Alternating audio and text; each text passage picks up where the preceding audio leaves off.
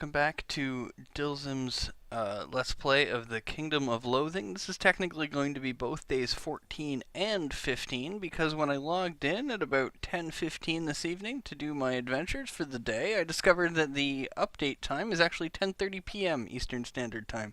So I went through the daily dungeon once, I scarfed down some food, and I logged out and waited for the day to tick back over. And then I went through the daily dungeon again, and I scarfed down some more food, and now I am back here with you. And we're going to go back to the haunted library and see if we can find Lady Spookyraven's necklace. Alright. Let's just go ahead and read The Fall of the House of Spookyraven. Let's read Chapter 1, Things Get Weirder. As Lord Spookyraven retreated further and further into his study of ancient, forbidden, unspeakable evil, his business fell into disrepair and soon closed down. Having completely alienated himself from his wife, he is at this time reported to have taken several hundred mistresses. Some scholars believe this infidelity was the result of the ancient, forbidden, unspeakable evil slowly corrupting his sanity. Others believe he was simply left directionless and bored after the dissolution of his business. Most of them just want to know how he managed to pull it off, because most scholars are actually tired of hanging out alone in libraries. His wife's response to his transgressions was unexpected. She didn't confront him, spiral into depression, or move back in with her mother. Instead, she began to collect nightstands. Her collection grew so large it was said to have displaced every bit of furniture in the manor's enormous bedroom, including the bed. Well, let's read some more of the rise of the House of Spookyraven. Man, this book is long. Let's read Chapter 1, The Arrival. This chapter tells the story of young Lord Spookyraven's arrival by boat in seaside town. Some sources say he came from distant lands, while others claim he hailed from parts unknown. All of the sources agree on one thing, however. He was really, really creepy, and his creepiness was eclipsed only by his eccentricity. He spent the first few years of his time in seaside town, living in a series of squalid apartments, attempting unsuccessfully to make his fortune. He eventually discovered that he had a knack for both dealing in rare books and for grooming animals, and he consequently opened Spookyraven's hard-to-find bookstore and hard-to-wash pet salon on the right side of the tracks. Let's continue reading The Rise of the House of Spookyraven, and let's look at the manor. Elevated by the success of his bookstore and pet salon, Lord Spookyraven became a pillar of the seaside town community, a pillar that was composed mostly of huge piles of meat. Having achieved both popularity and wealth, he began to cast about for the one thing missing from his life: love. In a nightclub on the wrong side of the tracks, he met Lady Spookyraven. They took the astonishing coincidence of their names to be an unmistakable sign that they should marry, which they did almost immediately. Lord Spookyraven then leveraged his considerable fortunes to build the finest mansion seaside town had ever seen, a sprawling 8-room edifice he named Spookyraven Manor. The pitter-patter of little feet was soon to follow, and Lord Spookyraven sired twin children, Stephen and Elizabeth. Alright, well, I guess let's go back to the fall of the House of Spookyraven. Let's look at Stephen and Elizabeth. Lord Spookyraven's children, Stephen and Elizabeth, like their mother, had some difficulty dealing with their father's descent into madness and philandering. Stephen had inherited his father's love of rare animals and began to collect pets compulsively. Though a handful of historians believe he was unusually cruel to them, it is more commonly believed that he simply had a knack for adopting incredibly unlucky animals. Whatever the reason, Spookyraven Manor soon had one of the finest pet cemeteries seaside town had ever seen. Elizabeth cared for neither animals nor books, and instead focused her obsession on the collection of fine works of art. She built up an impressive collection in the manor's gallery, but that collection was lost to her when one of Stephen's pet alligators swallowed the gallery key. I'm fighting a writing desk. Alright, let's beat up the writing desk. As soon as my internet connection catches up here.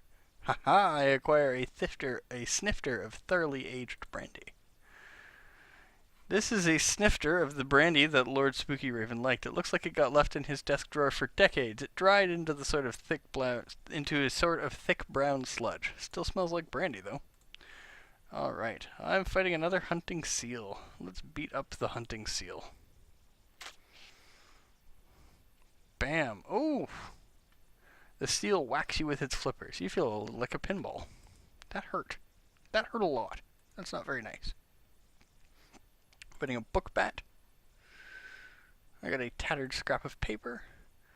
Let's continue to read Fall of the House of Spookyraven. Let's read Chapter 3, The Last Days.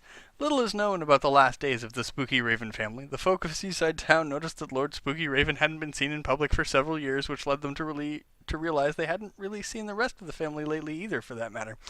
No sign of any of the family members was ever seen again. Spookyraven Manor gradually became completely dilapidated. Rumors that the family was sucked into some sort of other dimensional portal accidentally opened by Lord Spookyraven are usually dismissed as either poppycock or balderdash, though some more modern scholars have begun to believe that they might, in fact, be either hogwash or tommyrot. Well, that's good to know, I suppose. We'll beat up another book bat here. And a Banshee Librarian. More book bat. Somewhere here I'm going to have to come across something useful. Well, I've already read all of The Fall of the House of Spookyraven. Let us read To Serve Man Delicious Cocktails.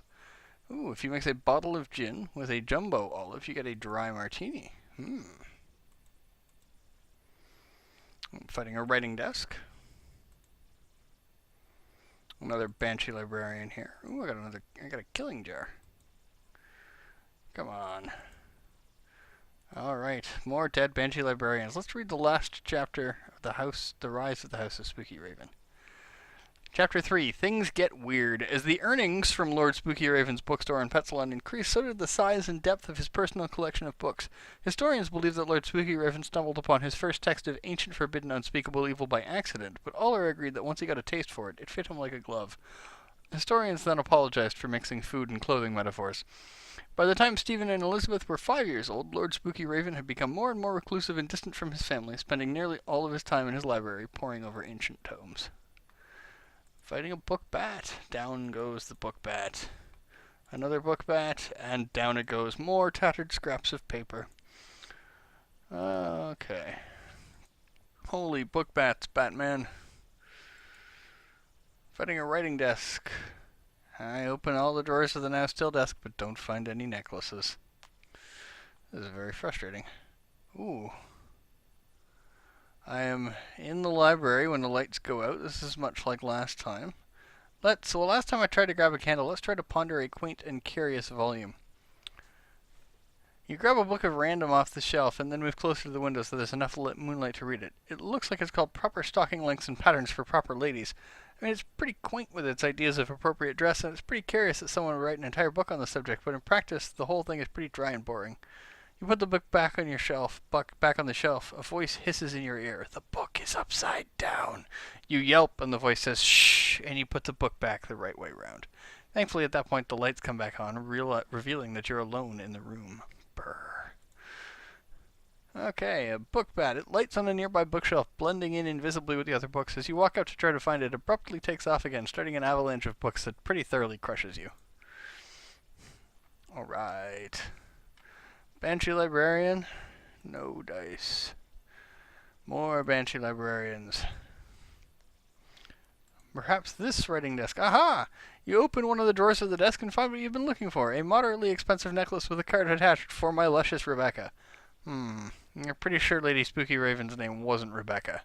I did acquire Lady Spookyraven's necklace, and I don't know why it's popping my things up on the other monitor, but I will bring them over.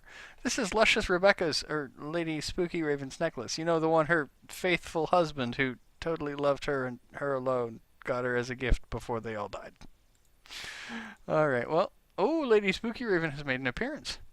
Lady Spookyraven must have sensed that you found her necklace because she seems to have materialized in the hallway. You approach her. At the sight of it, her eyes light up with an even more unearthly glow than they had prior to lighting up.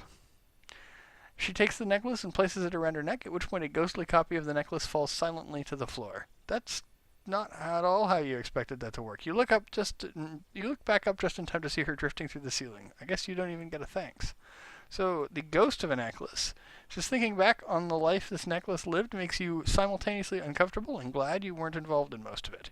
Gives me plus 8 sleaze damage and slight resistance to all elements. Alright, well let's see. I'm pretty sure that I have... Yeah, let's take off the flask flops and put on the ghost of a necklace. Alright, so much sleaze damage. Let us return here and go upstairs. Oh, look, she's here. I'm so sorry to bother you again, but while my business in this realm is finished, I find myself attached to it for pleasure. You start to back away. It's not like that. I just want to dance one last time, but I can't. Not dressed like this. You squint and peer through her and raise an eyebrow. I look different to myself than I do to you, and believe me, I look a mess. It just wouldn't do to be seen. You clear your throat. I only mean wouldn't be caught dead. You clear your throat again. Please be kind to me for once in your life and retrieve my dancing finery. She'll need her powder puff from the bathroom, her finest ball gown from the bedroom, and her shoes, which she thinks she left inside a painting in the gallery, although she didn't elucidate exactly what she means by that. Well, let's start in the haunted bathroom, I think. You're fighting a toilet paper geist. As you enter the Spookyraven Manor bathroom, the cabinet under the sink opens up of its own accord. Roll after roll of toilet paper pours out, stacking up to form a human-shaped and human-sized monstrosity. It lumbers toward you on legs of tissue. I beat it. I got a roll of toilet paper. This is a roll of toilet paper. I'm sure you already have a pretty good idea of what this is used for in the real world, but since this game isn't particularly realistic or particularly concerned with the fourth wall, apparently, this roll is only useful for making a mess of somebody else's campsite. This is why you guys should join the game and play with me so that I can toilet paper your campsite. Another toilet paper geist. A clawfoot bathtub. As you enter the haunted bathroom, the bathtub rears up on its back feet and charges at you. It gets the jump on you. It claws you in the air with one of its feet. Ow! I got a bottle of Monsieur Bubble. This is a bottle of a French bubble bath. You're not sure what makes bubbles fancier or more French than others, but there you go. So this is a usable item. I kind of want to see if I can use it outside of combat. Aha, you drink the bubble of Monsieur Bubble. The tiny bubbles make you feel warm all over, but you have a feeling that you're going to feel sick till the end of time. Got 50 muscularity points for that. Well, let's head back to the haunted bathroom then. You're fighting a malevolent hair clog. As you enter the Spookyraven Manor bathroom, you notice a strange gurgling noise coming from the shower drain. You draw back the curtain to investigate, and a wriggling, slimy column of hair erupts from the drain, forming a vaguely human shape in midair. It floats towards you, glistening and dripping. When I used to work maintenance at the camp that I used to work with, hair clogs down the drain were frustratingly common. So I get the jump on it, and I beat it as soon as my internet connection catches up. There we go. I acquire a gob of wet hair. This is a wad of nasty wet hair from a shower drain. It's hard to express how nasty it is to carry this around with you, so I'm not even going to try. It's a meat pasting component and a combat item. Another toilet paper geist. Alright. Another clawfoot bathtub. Ooh, I got fancy bath salts. This is a fancy glass container full of fancy bath salts. They're for dissolving in a bath if you're not feeling fancy enough. I suppose you could also dissolve them into your washing machine if your pants weren't fancy enough for you. Ooh la la. Another paper towel geist here. Surely I will come across her powder stuff. I don't know, makeup. Another malevolent hair clog. Down it goes. Ooh, I dropped my hammer smiting on my giblet. It wraps a moist tendril around your neck and squeezes. It hurts and it's gross. Okay. Another more malevolent hair clogs. Come on. Alright. You see an ornate makeup case on a dusty vanity. It has the Spookyraven monogram on it. It's probably full of all manner of fancy lady creams and powders. On the other hand, it's bouncing up and down like there's some kind of malevolent spirit possessing it, so opening it might be dangerous. On the other hand, if you're not going to open it, why are you wasting your time in here? You're fighting a cosmetics wraith. You open the case and a whirling cloud of eyeshadow, blush, and powder swirls out, studded with eyelash curlers and eyeliner pencils. I'm guessing it's less intent on making you a pretty princess and more intent on making you a corpse. But I beat it up real hard. I acquired Lady Spookyraven's powder puff. This is the powder puff Lady Spookyraven uses to apply her powder to her face in an effort to make herself look more pale. You would think that this would be less of a concern now that she's translucent. I also got an old eyebrow pencil. Haha, it's so old that it's more like an eyebrow quill pen, am I right? No, I guess I'm not. Not really. It gives you an effect browbeaten. Your efforts to get to pretty up your eyebrows were thwarted, and it got you pretty mad. It's a poor carpenter that blames his tools, but it's a satisfied one who pounds his tools into dust out of vengeance. Gives you muscle plus 10, weapon damage plus 5, and plus 2 muscle stats per fight. That's pretty awesome, actually. Also, some old rosewater cream. This is a rosewater-based skin cream modeled after ancient Roman cosmetics, and old enough that it might well actually be from ancient Rome. Gives me rosewater mark, which is mysticality, spell damage, and mysticality stats. I'm betting the old bronzer has to do with Moxie. This is a little antique ceramic pot of makeup designed to simulate a suntan. The drawing of a sun on the label is designed to simulate a sun. It gives you the effect sepia tan. Yeah, Moxie plus 10, combat initiative, and Moxie stats per fight. Alright, so I have Lady Spookyraven's powder puff. Let's head to the haunted bedroom. You're fighting a wardrobe nightstand. This is a basic white nightstand from the store where everything has a weird, completely inappropriate name. It seems that towards the end of her life, Lady Spookyraven's obsession with nightstands had bankrupted the family to the extent that she had to buy flat-packed, mass-produced nightstands and assemble them herself. This one seems to have a screw or two loose and doesn't seem thrilled about it. I investigate the now still nightstand. Well, let's check the drop drawer. I got an old leather wallet. This is a usable item. You found somebody's wallet. Normally this would be pretty serious and pretty hackneyed moral dilemma, but this wallet is obviously so old that the original owner has no use for its contents anymore.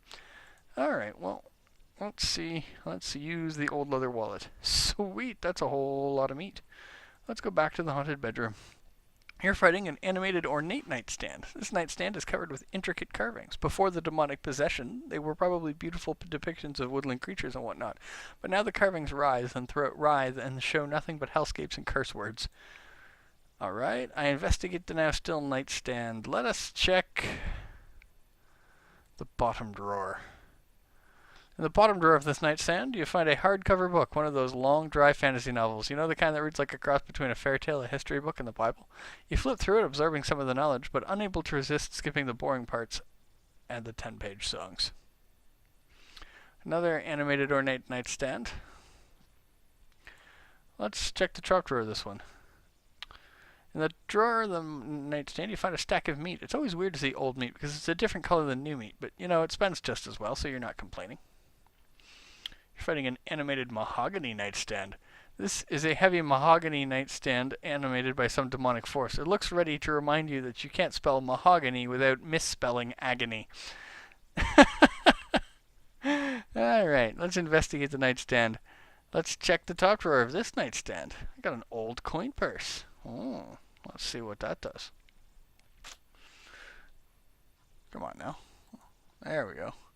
So the old coin purse is another usable item. Is there any such thing as a new coin purse? Seriously, old men have some strange habits, but none so strange as the use of these things. It's like a pocket, only less convenient. You empty the coin purse out into your hand. Out of nowhere, a guy wearing thick glasses and a tie approaches you and says, "Holy cow, now those are some rare and valuable coins. What do you say I take those off your hands for you? Does this seem like a fair price?" Before you can respond, he shoves a stack of meat into your hand and disappears with the coins. You hope you got a good deal. Back to the bedroom. Another wardrobe nightstand here. Let's check the bottom drawer this time. You open the second drawer of the nightstand and find strange, antique-looking grip exerciser. Lord Spookyraven must have used this to strengthen his grip so he could more effectively read books and groom pets. Anyway, you work out with it for a while, but it's all rusty and decayed, and it crumbles into powder. Your grip does feel stronger, though. Ooh, an animated rustic nightstand. This nightstand is going for that cabin in the woods look with a rough-hewn bleached wood and a rusty horseshoe for a drawer pull. It's the kind of furniture people who have never been anywhere near the woods like to put in their guest bedrooms. Okay, well, let's check the top drawer of this one. In the top drawer of the nightstand, you find a paperback of the, shall we say, racy variety. It looks like Lady Spookyraven was a little more adventurous than the historians gave her credit for. You flip through the book, and even a cursory glance teaches you a few things you didn't know about the art of love. Moxious. Okay. Alright, animated ornate nightstand. Let's look behind the nightstand. You look behind the nightstand and find an old pair of glasses. They must have fallen back there and gotten lost. Lord Spookyraven's spectacles. This is a pair of small round wireframe spectacles once owned by Lord Spookyraven. Since Lord Spookyraven had perfect vision, people often wondered why he bothered wearing them. But then again, people wondered a lot of things about Lord Spookyraven because Lord Spookyraven was a weirdo. It's an accessory and a quest item. Well, we will fiddle around with that a little later. I want to check out some more of these nightstands. Another animated rustic nightstand here. We will check the bottom drawer. You open the drawer and a little ball of ghostly light darts out of it and directly into your sack. Do you think it did that on purpose? This tiny ball of floating gray vapor is a spirit confined to this plane because of some unfinished business. It apparently has been confined here for a long time because it seems really grumpy about it. Or maybe it was just a really grumpy person before. It's a meat pasting component and a combat item. Interesting. You're fighting an elegant animated nightstand. This nightstand is made of some costly imported wood from rapidly being deforested distant lands, and its clean lines are accented with purest bacon stone and porpoise. Or porkwice. It's understated, elegant, expensive, and extremely heavy. I do get the jump on it, though. Well, let's open the single drawer. I acquire Lady Spookyraven's finest gown. This dusty remnant is all that's left of what was once the most elegant, most expensive gown in Lady Spookyraven's wardrobe. It's a poignant reminder of the transience of all things. Women's clothing in general, I mean. This dress was probably out of fashion a week after it was made, never mind decades later.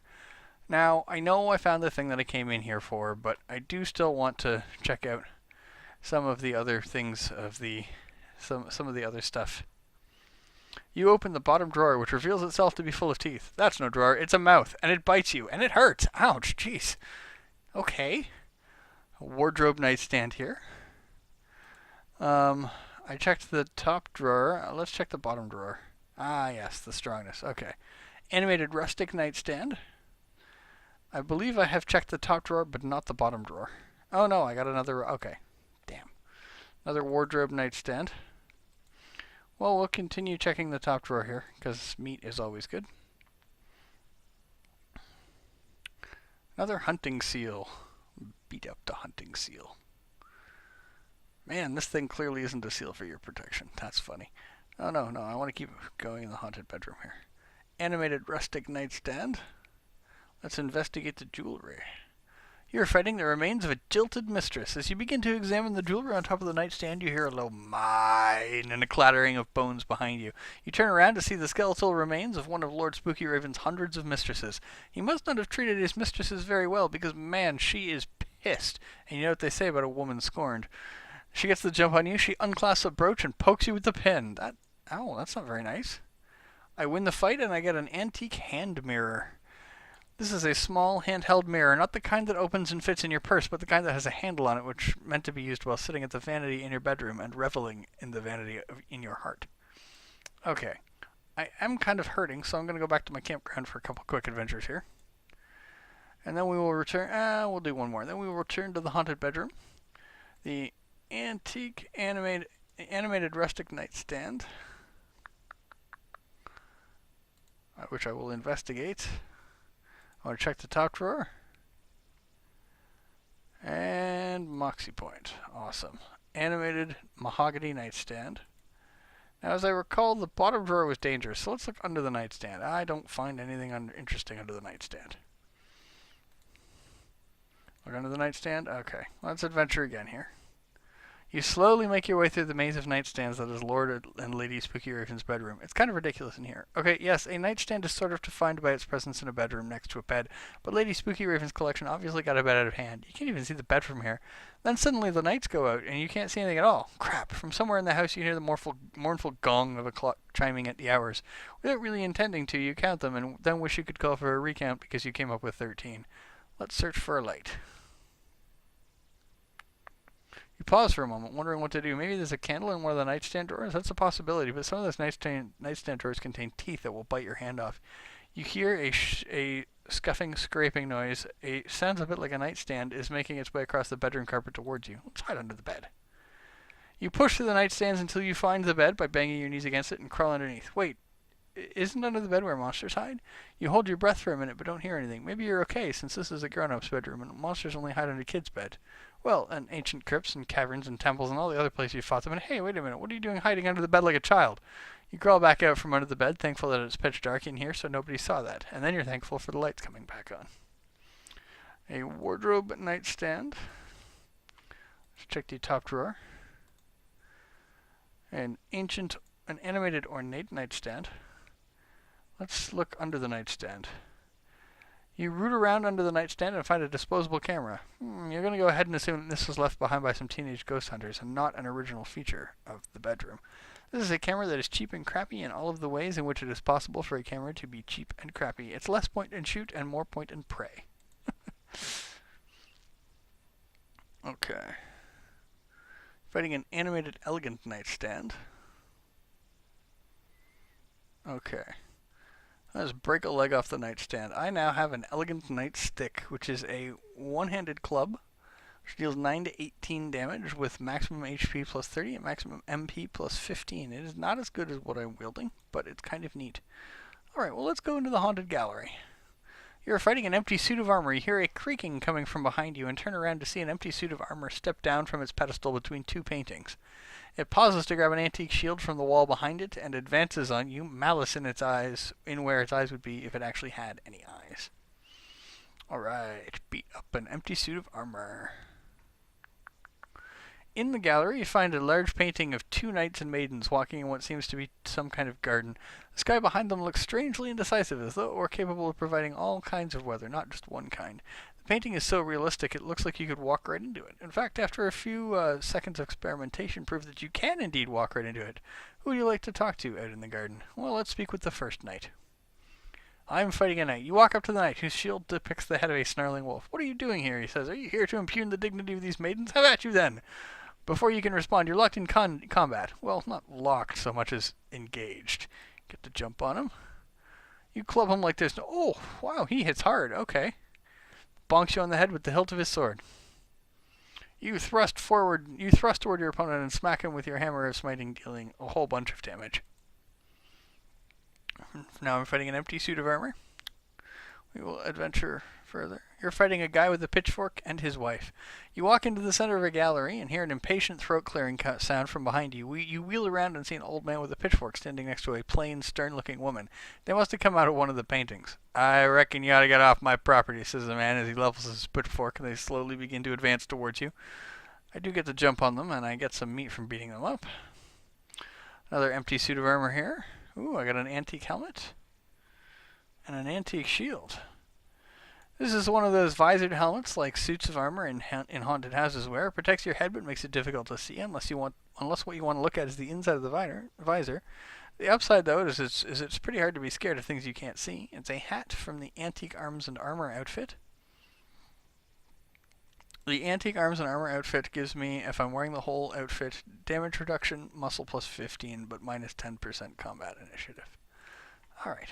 And an antique shield, which is also from the Antique Armor. This is a shield made of really old metal. Not like Judas Priest, but like Baroque iron. It'll protect you against any kind of physical threat, antique or modern. It's an offhanded item. It's a shield, which gives me damage reduction 11. But I do kind of like all the extra sleaze damage I'm getting from the 3-ball that I'm wielding, so I'm going to keep using that for now. I'm fighting a cubist bull. As you're walking through the haunted gallery, you hear a strange muffled snort behind you. You turn around and see one of the hardest to look at things you've ever seen. It's obviously supposed to be a bull, but it looks like a bull would look if your eyes were in two different rooms while you were looking at it. It scrapes at the ground with a single misshapen hoof and charges in a direction that's either straight toward you or perpendicular to straight toward you. You can't really tell.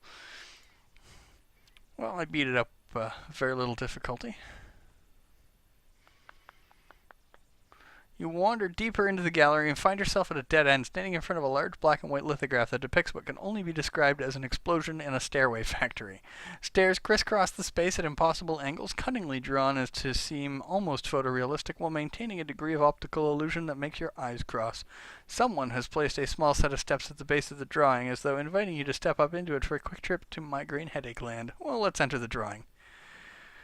You step up into the drawing and glance around you. Ever hear the expression, too many cooks spoil the broth? Well, this looks like a case of too many architects. Maybe Home Depot had a big staircase sale or something.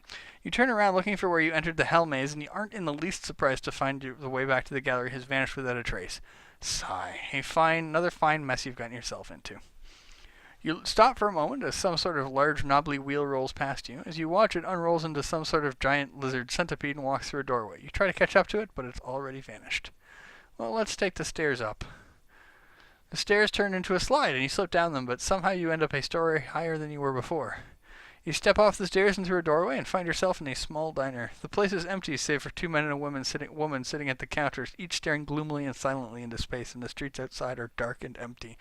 You take a seat and the attendant pours you a cup of coffee. "What can I get you?" she asks. "What's the special today?" He shrugs. "The loneliness and ennui of modern urban life, with a side of fries." Just the coffee then. After a while, the leaden atmosphere starts to get to you, and you duck outside only to find yourself back at the stairway. Let's take the stairs left. You step off the stair. Halfway up the stairs, they twist and turn into a staircase going down. Somehow, you still end up at the top. You step off through the stairs and through a doorway which leads to a bleak desert landscape. You walk through it for a moment looking for any landmarks or features, and suddenly there's a splash. Urgh! You appear to have stepped in a puddle of clock. You look around and you see more than one drop drooping from the branch of a dead tree and others slowly dripping down the side of a perfectly square rock. Nearby, a team of ants are busily subduing a pocket watch. You decide to turn around and head back to the stairway before it starts to rain swatches or something. Let's take the stairs right. You step off the stairs into a large room filled with little girls in ballerina outfits. The girls are paying various amounts of attention to dance instructions being issued by an extremely old, short man with a cane. You take advantage of the relative inattention of the nearest girl, whose feet are coincidentally the exact same size as Lady Spookyraven's. I've acquired Lady Spookyraven's dancing shoes. When Lady Spookyraven decided to get footloose, she did not also become so fancy-free that she didn't want comfortable shoes to dance in. These are those shoes. I'm going to continue adventuring in the haunted gallery because I feel like I haven't really found everything there. Got another antique shield from an empty suit of armor. More empty suits of armor. More guys with pitchforks. Okay, well, let's try talking to the second knight. Fighting a knight. You walk up to the knight whose shield depicts the head of a deadly-looking coiled snake. "What are you doing here?" he asks. "Are you here to impugn the dignity of these maidens?" "How at you, then?" "Well, fine. I mean, I knew you wanted to, but fine. I'll beat up the knight." Another cubist bull here. Empty suit of armor. More armor. Another antique shield. Another guy with the pitchfork and his wife. Gotta keep them back in their paintings. Cubist bull here. I want to go back into the painting world. That's what I want. Cubist bull. I want to talk to the maidens. I want to impugn the dignity of those maidens, damn it. Impugn! Impugn! Ooh, I have acquired a 4-dimensional guitar. It is a ranged weapon, a two-handed guitar. This simple wooden guitar that's been cut into pieces and glued back together at some impossible angles. When you play it, the sound comes out somewhere totally different from where the strings are. It's great if you want to play some Indigo Girls covers, because let's face it, your roommates don't really want to hear it. It gives range damage and an increased chance of critical hit. Well, that's kind of cute.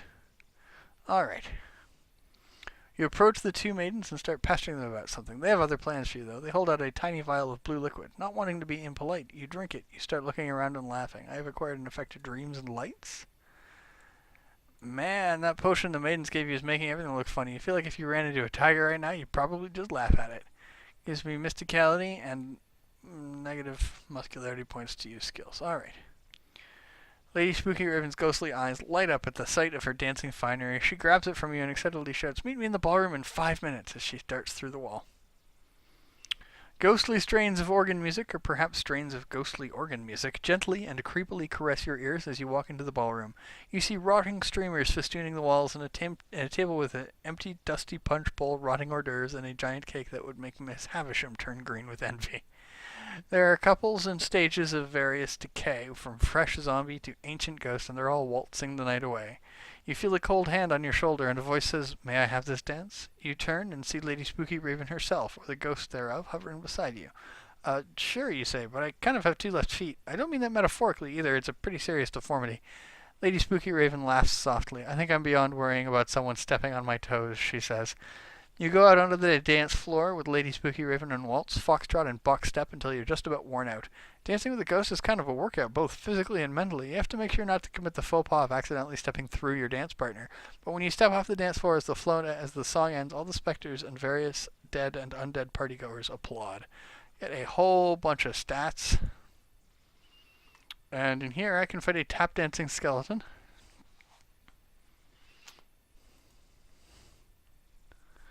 Some zombie waltzers. Out on the floor of the haunted ballroom, you encounter a pair of waltzing zombies. Enough of their features are still intact that you recognize one as male and one as female, but that's about as far as it goes. They slowly rotate as though there was nothing in the world but the two of them. Oh, and you, because they seem to want to eat your brains. Okay. You're fighting a floating platter of hors d'oeuvres. As you're crossing the floor of the haunted ballroom, an elaborately carved Art Deco tray covered with hors d'oeuvres, animated by some malicious spirit, rises from a nearby table and darts toward your head. Sacre bleu, you duck, and it barely misses your head. Somehow sensing its mistake, it darts at you again, giving you a strange feeling of déjà vu. You shout, "En garde!" as you ready your weapon, giving yourself carte blanche to wish this enfant terrible a heartfelt bon voyage.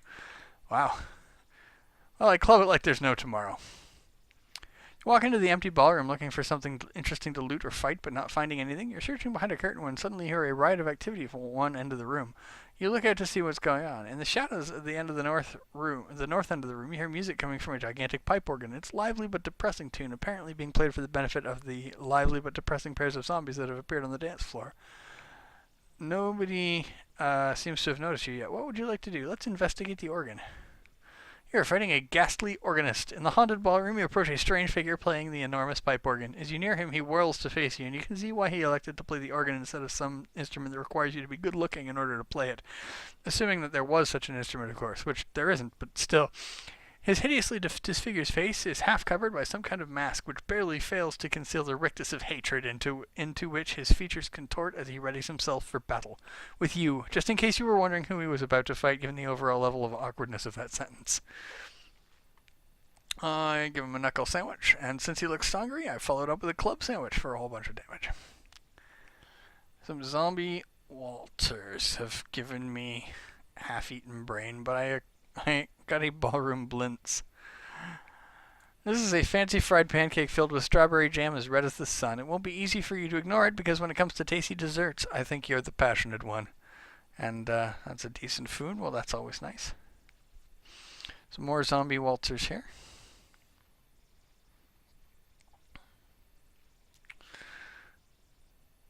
Which I beat up with no difficulty. More zombie waltzers.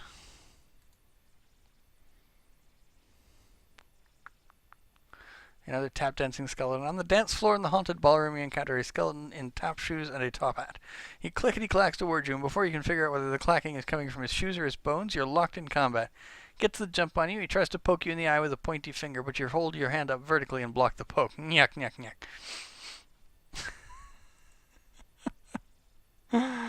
Oh, there's all kinds of random jokes. I'm gonna beat up the hunting seal.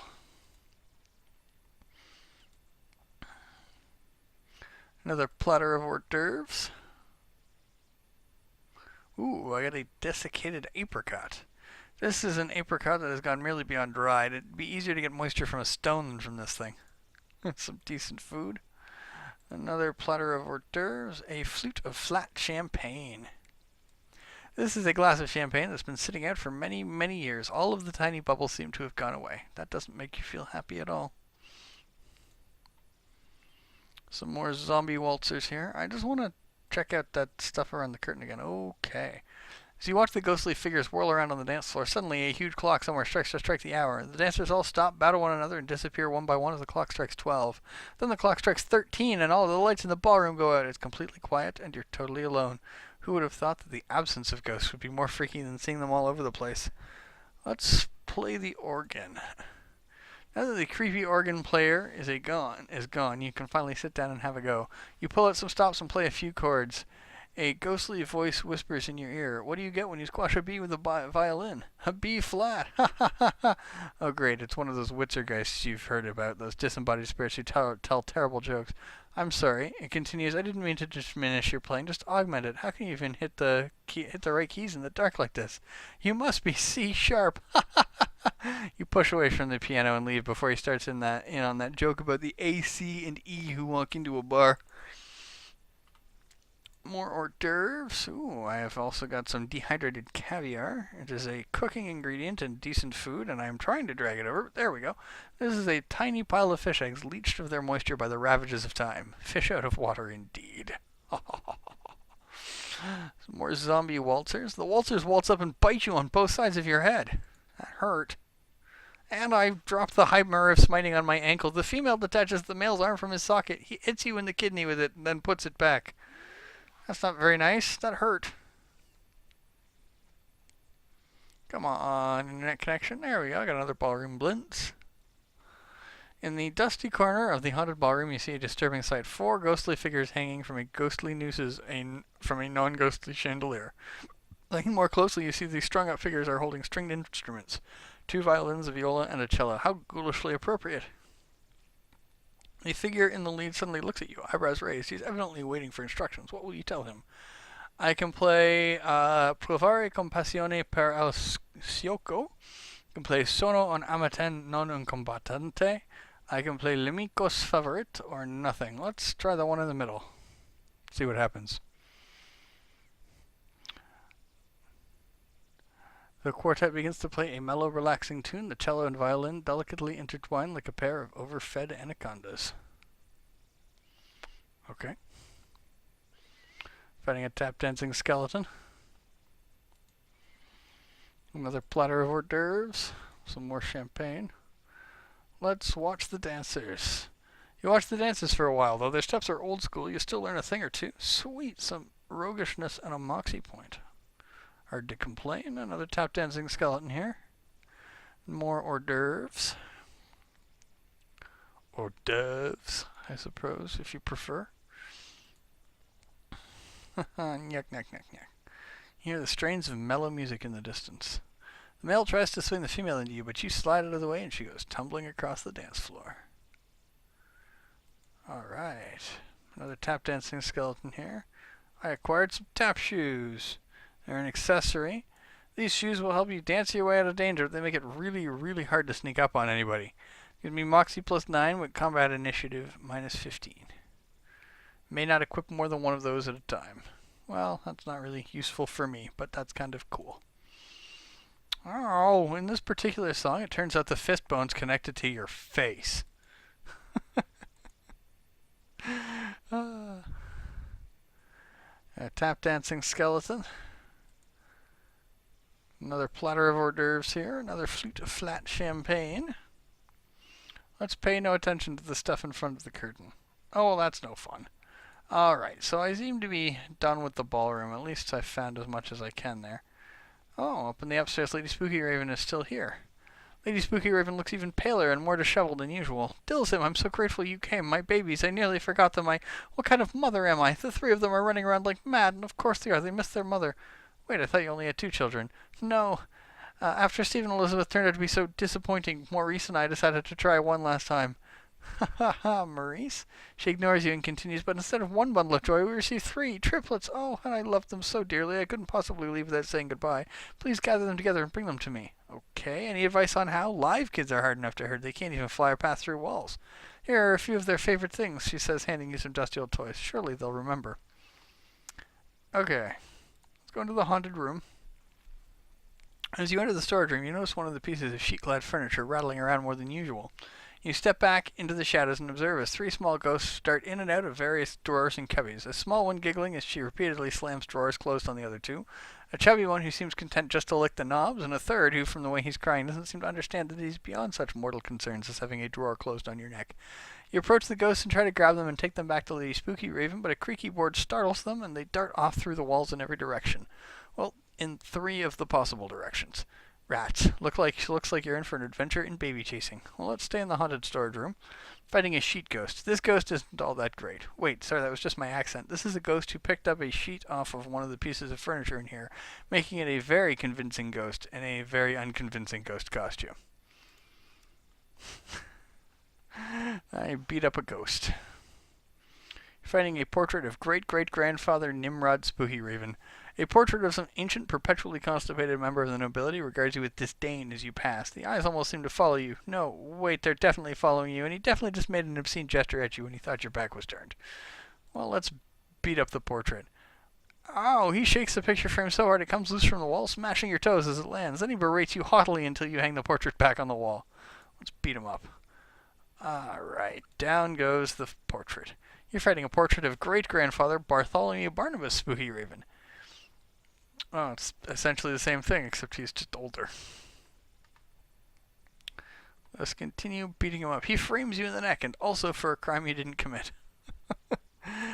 That's almost worth the damage. You're fighting a stuffed moose head. You walk underneath a giant spooky stuffed moose head. It's covered in dust and has cobwebs all over its antlers. You stare for a moment, wondering if you're out of its mind or if you saw its nostril twitch a little bit. Then it rolls its eyes and speaks to you. What are you looking at, numbskull? I've got my mind set on you, and you'll be dead by dawn. Ha ha ha ha ha. Then it somehow rips free of its mounting plaque and flies toward you, antlers at the ready. Your powerful thrust impresses your foe. I acquire an item, Moose Thought. When taxidermists prepare a moose head for mounting, they have to scoop out the brain, and sometimes they run out of wadded up newspaper, so they have to fill the cavity with moose thoughts written on scraps of paper. It's a potion that gives me the effect moose wisdom. Thinking about things the way a moose does really puts things in perspective. Moose perspective. Gives me a bunch of mysticality. Another sheet ghost over here. Finally get a chance to catch your breath and look for the triplets. The weeping ghost is here, hiding behind a stack of boxes, blubbering. Let's try the puppet. You put on a little show with the puppet. The giggling ghost, excited by the toy, enters the room. The weeping ghost begins crying even louder as he vanishes through the wall and leaves the room. He must really hate this toy. Okay. Let's beat him up.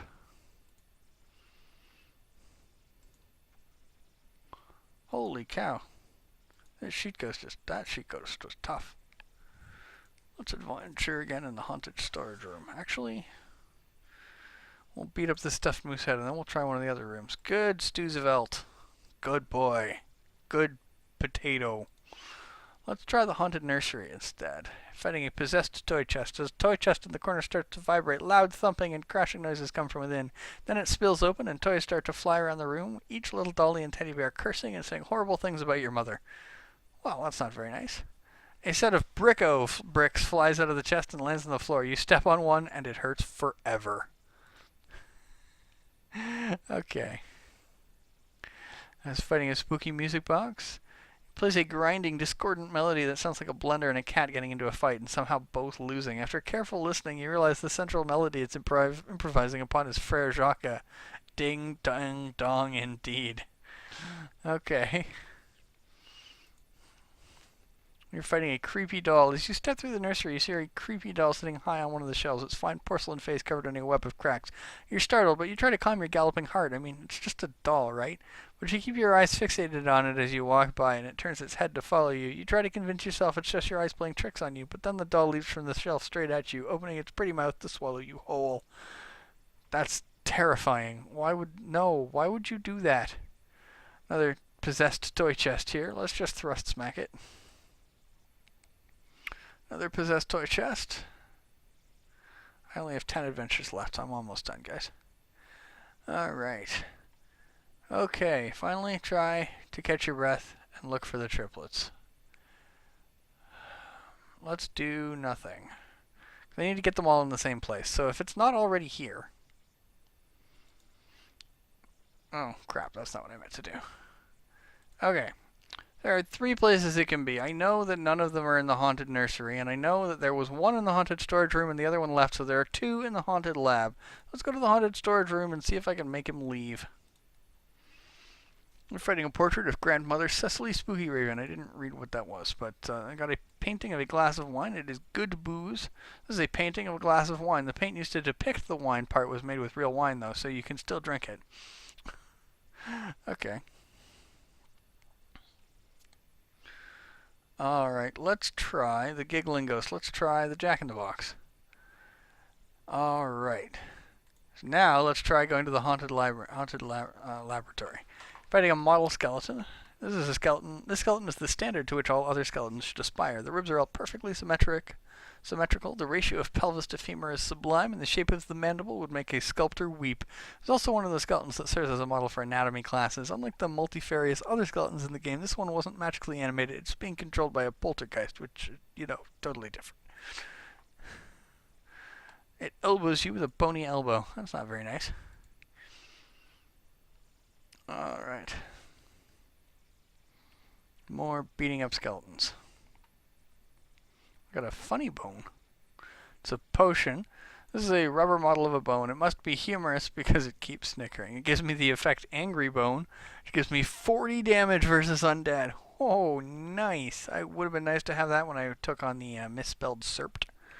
You're angry at that bone, which makes you angry that anything that is made out of bones or used to contain bones. It's just math.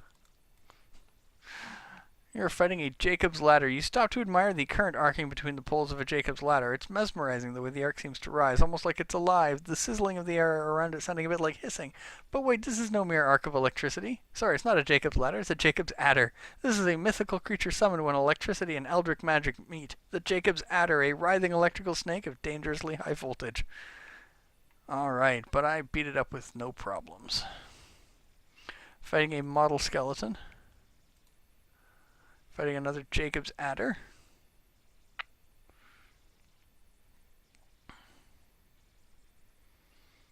Alright. You enter the lab to see all three of the ghost babies flitting around inside a jar on the shelf. Close the jar! I have acquired a jar of baby ghosts. Let us return to Lady Spookyraven. She gives me ghost formula. Lady Spookyraven takes a jar of babies and coos softly to it. Thank you, Dilsim, she says. I think that's everything. I think I can leave now. Are you sure you don't have one more piece of unfinished business, you counter, holding out your hand like the world's least subtle maitre? Ah, of course. Thank you for your help. Please take this. It's not much, but I hope it's a useful and balanced reward for a quest of this level. I mean, an appropriate thank you for your help. She smiles at you as she slowly fades from view. And with that, I've got ghost formula. This is the ectoplasmic remains of a bottle of baby formula, long dead since evaporation, or perhaps having been consumed by a baby. Well, let's go into my inventory and suck that down. Where are we here?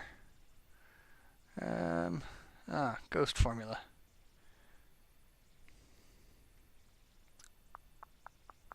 Come on. You inhale the baby formula. It's got all the vitamins and nutrients the ghost you will eventually become needs. That's a ton of stats here. I've got one adventure left. Oh, I received some new messages from Lady Spookyraven's ghost. If I had gone to check, tells me to come dancing, and then tells me to come to the third floor of the manor. So she tells me to do the things that I did. I've only got one adventure left, so let's adventure. Oh my, much as you would expect, the laboratory in Spookyraven Manor is filled with interesting and dangerous looking things. Chemistry gear, surgical equipment, weird machines with panels and knobs and switches and blinky lights and fizzy Jacob's ladders poking at the top. It's basically a playground for someone who's into messing with dangerous things they don't understand. You know, like an adventurer. Unfortunately, before you can touch anything, all the lights in the house suddenly go out. Totally not your fault. You didn't even push a single random button yet. From somewhere in the house, you see your grandfather clock chime at 13 gongs. Search for a light. You look around and discover that a single blinking red light is on in the corner of the room. Is one of the machines battery powered, or possibly is one of those monsters with glowing red eyes repeatedly winking at you? That seems less likely, though. Let's check it out. It turns out that the little red light is connected to a backup generator with a battery-powered starter. You push the button and it chugs to life, powering up several work lights hanging from the ceiling, as well as the flashing lights on the control panels of the machines. Yes! Time for some dangerous and ill-advised tampering. I can examine chemistry gear, surgical equipment, or the weird machines. Let's look at the weird machines. The main machine is fronted by a large control panel, which is covered with blinky lights, knobs, dials, gauges, and even several of those excellent knife switches that throw sparks everywhere when you switch them. The prospect is so enthralling you hardly even notice the rubber hoses connected to a huge cylindrical gas tank, which is covered with a white sheet and leather straps to tie it down. Unfortunately, on closer inspection, disappointment sets in. The biggest knife switch, labeled power, is set to off and locked with a 6-digit combination lock. Phooey. You half-heartedly push a couple buttons and enjoy the clicking noises, but it's just not the same. Eventually, the lights in the house come back on, and you head back downstairs. I am fighting the gunk. A nearby drain gurgles, burbles, and does a few other onomatopoeic things before erupting in a geyser of fluffy white gunk. It waves back and forth in the air, extruding tendrils of itself to sample the environment around it. Though it doesn't have eyes, you could swear it's watching you. And you can't deny that, as disgusting as the whole situation is. The gunk smells delicious. Get to jump on it, and down it goes. And I am out of adventures, and I will spare you watching me drink up all of my booze, so I will let you go. If you enjoyed what you've seen, like, comment, subscribe, join the game, come find me, and I will toilet paper your campsite, because I'm nice like that. Most important thing, though, is I hope you enjoyed yourself watching this tonight, and I hope you have a wonderful evening, and this is Still Sims signing out.